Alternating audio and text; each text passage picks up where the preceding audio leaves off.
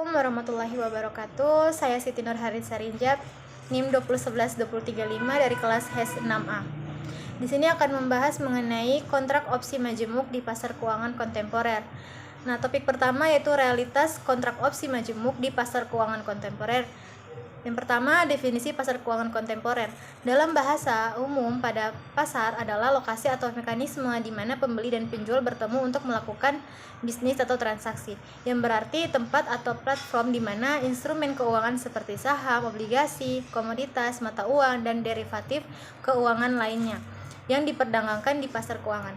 Pasar keuangan kontemporer juga mencakup berbagai institusi keuangan seperti bank, lembaga asuransi, perusahaan sekuritas, bursa efek, dan lembaga-lembaga lainnya yang terlibat dalam kegiatan keuangan.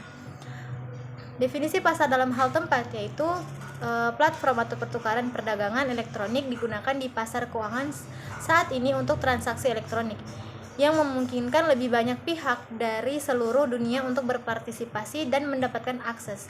Pasar dalam hal terminologi kontemporer adalah instrumen keuangan dan perkembangan baru terkait teknologi serta terminologi juga tercermin dalam pasar keuangan kontemporer, yang termasuk algoritma perdagangan, analisis data besar, teknologi blockchain, dan produk turunan yang rumit.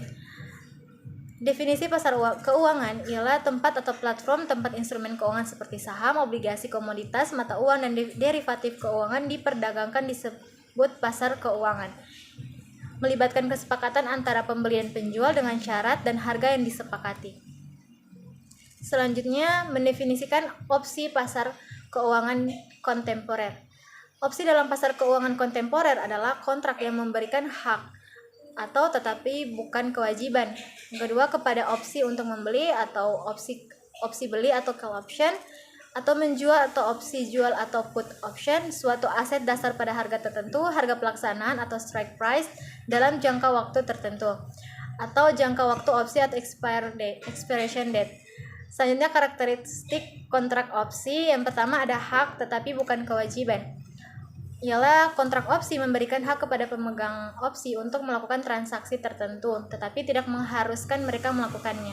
Yang kedua, opsi beli atau call option dan opsi jual atau put option.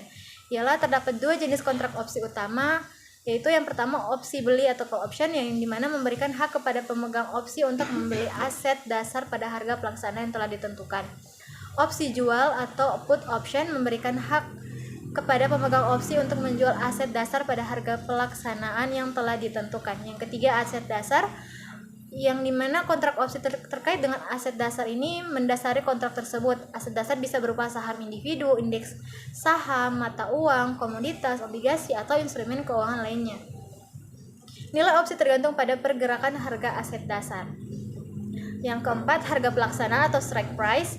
Harga pelaksana ini atau strike price ini ialah harga yang telah ditetapkan di dalam kontrak opsi di mana aset dasar dapat dibeli atau dijual saat menggunakan opsi. Yang kelima, jangka waktu opsi, yang merupakan opsi ini memiliki jangka waktu tertentu dikenal sebagai jangka waktu opsi atau expiration date. Setelah tanggal jatuh tempo, opsi tidak dapat lagi dilaksanakan dan kehilangan nilainya jika tidak digunakan. Nah, dalam contoh isi kedua yaitu jenis kontrak opsi di pasar keuangan kontemporer. Yang pertama ada jenis kontrak menurut jenis opsi. Ya, ada beberapa bagian, yaitu yang pertama opsi beli atau call option. Opsi beli memberikan hak kepada pemegang opsi untuk membeli aset dasar pada harga pelaksanaan yang telah ditentukan. Yang kedua, opsi jual put option. Opsi jual memberikan hak kepada pemegang opsi untuk menjual aset dasar pada harga pelaksanaan yang telah ditentukan.